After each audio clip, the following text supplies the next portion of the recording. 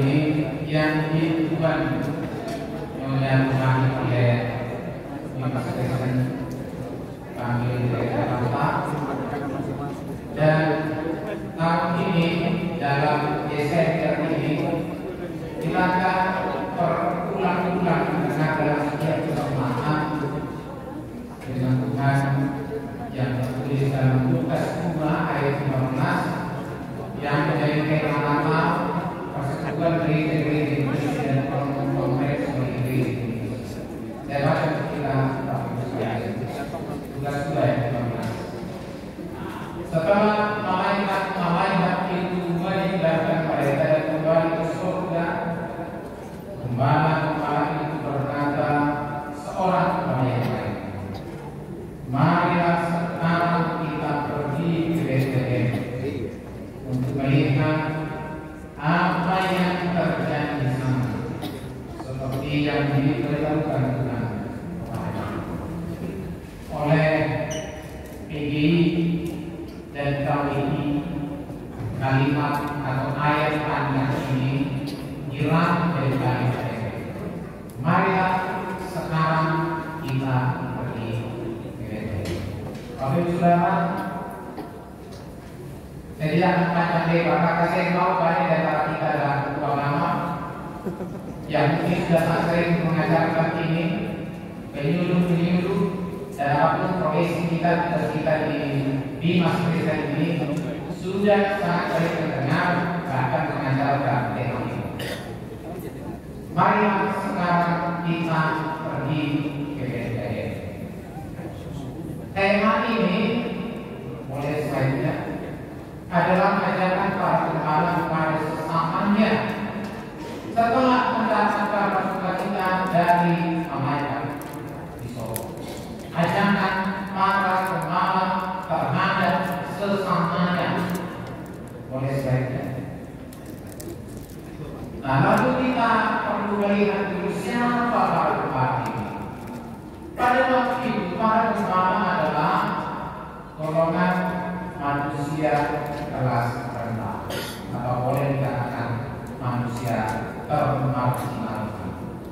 Maka yang kedua, para gembala ini dikategorikan sebagai pembohong, karena mereka sering kehilangan domba, sehingga dengan berbagai alasan mereka mencari alasan bagaimana supaya dia dihukum, sehingga mereka menjadi sering berbohong dan dikategorikan sebagai pembohong.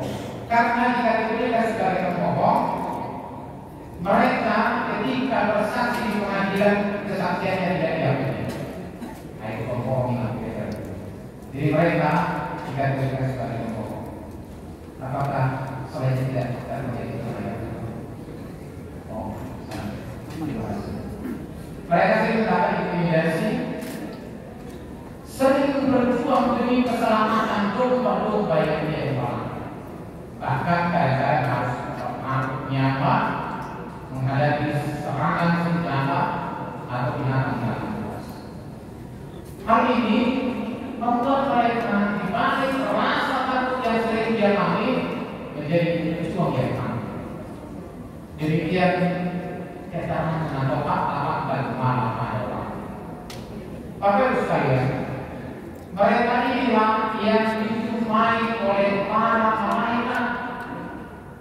Sementara fakta tentang malaikat kita boleh lihat seperti ini. Maka malaikat itu bahasanya adalah malam, tapi yang bisa. Dalam Lukas 2 ini malaikat yang datang adalah Jibril atau Gabriel. Jadi sebuah fakta yang mungkin sering tidak sama dengan apa yang kita lihat. Kalau malaikat itu sering kita dapatkan sebagai panggilan dari perempuan. Malaikat itu sering kita dapatkan sebagai laki-laki perempuan. Perempuan nanti kalau ada drama malaikat dipilih yang cantik, yang lemah mulai yang kita menari, sering kita dapatkan malaikat seperti ini. Tapi ini kan apa ini? Gabriel, saya mau nanya, laki-laki perempuan? Ya, kalau perempuan pilihannya Gabriel. Kalau dilihat Gabriel, malaikat itu siapa? Mikhail, laki-laki atau perempuan? Ya kalau perempuan ini namanya Mikhaela. Kemudian coba lihat dalam Kejadian 18. Malaikat Tuhan menjumpai Abraham di kemahnya. Malaikat itu adalah 3 orang laki-laki. Jadi hampir tidak ditemukan yang mengatakan bahwa malaikat itu adalah perempuan. Bukan berarti malaikat itu adalah perempuan baru sendiri. Jadi nanti kalau di drama ada malaikat yang laki-laki. Kalau boleh yang tubuhnya seperti Tomos, yang pakai putih, yang pakai gambar, malaikat itu. Malaikat itu menjumpai para pemalas. Kemudian bulan samsara. Kemudian Tuhan terpancar di atas semua para malaikat ini, sehingga sebuah pemandangan yang sangat luar biasa. Kemudian para malaikat itu memuji Allah ini dalam ayat 14. Pujian mereka adalah kemuliaan bagi Allah Tuhan yang maha tinggi dan damai sejahtera di bumi di antara manusia yang berkenan kepada. Ini pujian para malaikat. Kemudian pada ayat 11. Sebelum tema ini, malaikat itu berkata, hari ini telah lahir bagimu juru selamat, yaitu Kristus Tuhan di Padamu. Hari ini telah lahir bagimu juru selamat, yaitu Kristus Tuhan di Padamu. Ini sebuah kemenangan yang sangat keras bagi Tuhan yang pertama. Termaksimalkan, pokok, miskin, kemudian sebuah pandangan yang sangat luar biasa sekali terpancar kemudian atas mereka semua. Pemandangan yang sangat luas, pemandangan yang tidak pernah lihat. Itu sebabnya pada ayat sebelumnya mereka ketakutan. Kenapa? Karena harus mereka kemudian melihat sebuah pemandangan yang luar biasa membuat mereka. Tetapi Tuhan itu juga membawa mereka kepada suatu rasa yang tercampuran antara takut, gembira, sukacita, berharap dan sebagainya tercampuran semua. Nah kemudian mereka berkata, inilah tema. Mereka berkata seorang kepada yang lain, marilah sekarang kita pergi ke Betlehem. Pagi-pagi saling mengajak antara yang satu dengan yang lain. Nah kemudian kita lihat fakta di Betlehem adalah tempat kecil, tanah yang kering, namun tumbuh-tumbuhan yang menjadi bahan baku dari roti. Sehingga Betlehem ini disebut dalam bahasanya Betlehem, rumah roti, rumah roti. Maka sekarang ada kepada namanya Robert itu roti Betlehem. Dalam bahasa disebutkan rumah dari, tapi dalam bahasa aslinya Betlehem adalah rumah roti. Disebut juga kota Daud karena Daud lahir di sana. Itu bukan kampungnya Tuhan Yesus, tapi tempat lahirnya Daud. Sesuai dengan sensus itu mereka harus kembali ke sana karena Yusuf itu adalah keturunan Daud. Bapak Ibu Saudara, di sinilah Yesus dilahirkan. Nah sekarang ada terdapat sebuah gereja kelahiran disebut dengan Yesus. Di situ ada situs kelahiran Tuhan Yesus di dalam sebuah gereja namanya Yesus. Bapak Ibu Saudara, para pembalap bersegera bergegas memenuhi panggilan surga. Hari ini telah hari ini. Kemudian mereka satu dengan saling mengajak, saling mengasih, saling mendorong supaya mereka pergi ke Betlehem. Kemudian mereka bertemu dengan sampai Yesus. Setelah bertemu, mereka pulang dengan sukacita. Demikian cerita kelahiran Yesus pada saat tema ini, Bapak Ibu Saudara. Lalu setelah ini pertemuan di sini, aula APM. Pertemuan di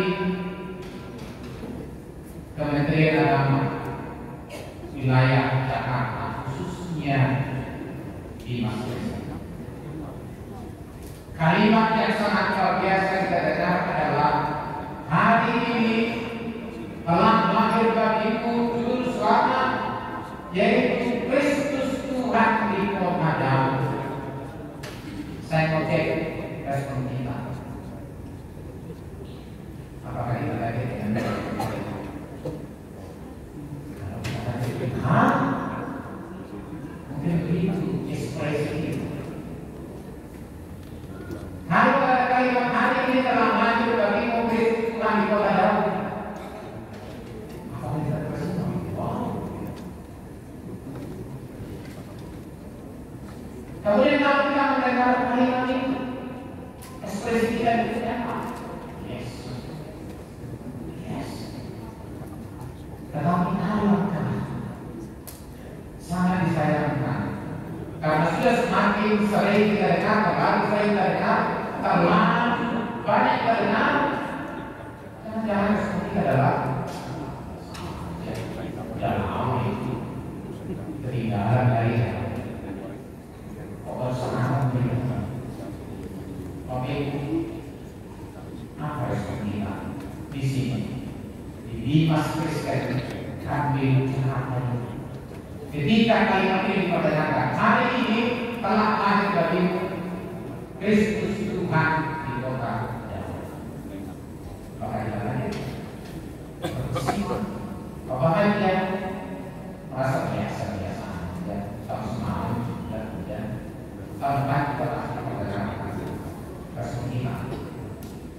Tetapi aku respon kita, tema ini menyebutkan bergegaslah, bersegeralah, bersiap-siaplah, ayo pergi ke Bethlehem, pergi ke Bethlehem. Kalimat itu menyebutkan marilah sekarang ini bukan nanti, bukan besok, bukan minggu depan. Dan sekarang kita harus pergi. Kemana kita pergi? Di mana kita itu? Melihat kita sekarang di pagi, kita harus pergi ke Palestina. Berbahaya sekali kepada baik sudah pernah sana dan berulang ke sana. Tapi hari ini, mari kita sekarang pergi ke Bethlehem. Saya menemukan sebuah fakta 262 SD di Jakarta, 116 SMP di Jakarta, 77 SMA di Jakarta tidak memiliki kuota. Siapa di sana Bapak Ibu sekalian? Saya tadi sangat terkesima ada punya menyuruh non-PNS suku mereka adalah pahlawan ini oleh apapun yang kami yang di sana, engkau adalah pahlawan Injil, menyebarkan Injil, pengajaran, penyuluhan, pendampingan kepada kita di sekolah-sekolah itu. Mereka pasti langsung. Tentunya masih banyak yang boleh dilakukan atas fakta ini. Masih banyak yang boleh kita kerjakan atas keadaan ini. Dan hari ini firman Tuhan mengajak, mari sekarang pergi ke Bethlehem. Bagi saja ada kemungkinan pas desa juga ada saudara-saudara kita yang mengenal Kristus. Ada juga pemuda dan pengemis. Kita sering menghampiri mereka hanya sekedar memberi nasi bungkus, nasi kotak.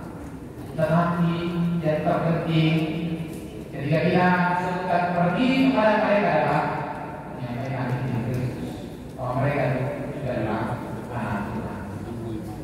Di kampus-kampus ada banyak sekali anak kita, di rumah sakit ada banyak sekali saudara-saudara kita, dan di penjara ada banyak sekali anak.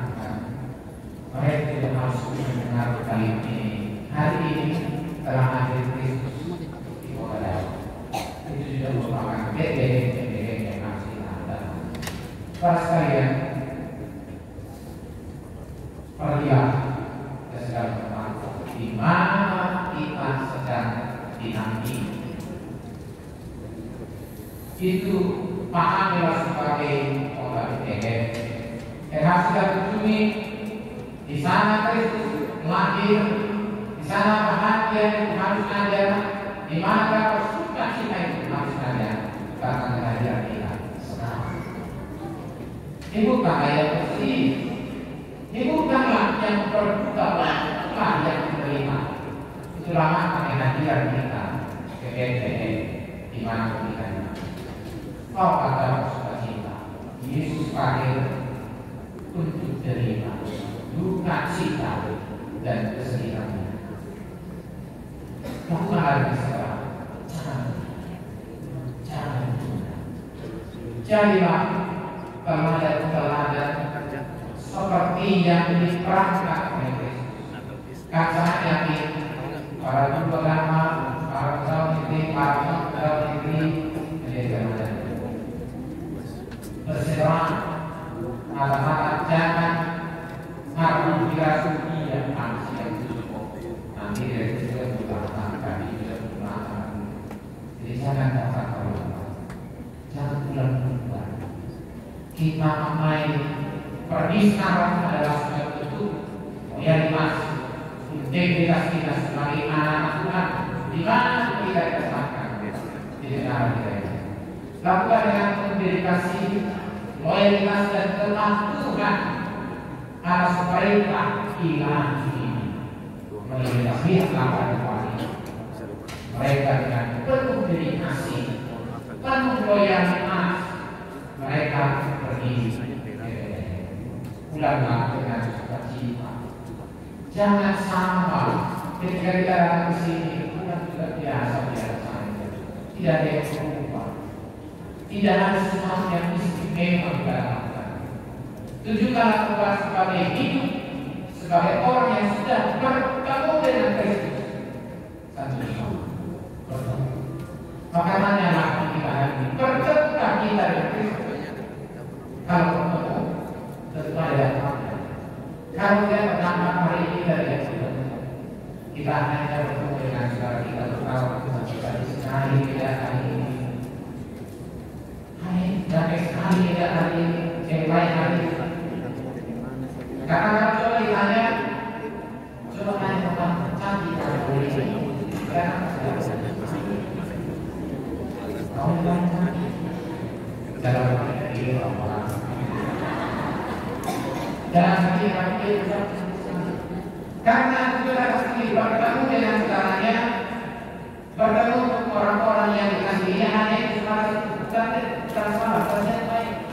Tapi yang lakukan harus segera bertemu dengan itu. Jika dalam kita sebuah korban yang sangat baik. Tunjukkan kita dengan amal yang sabar, hidup sekali lagi, kinerja, loyalitas, kepatuhan yang bersahabat. Jangan mau biasa-biasa. Jangan biasa-biasa.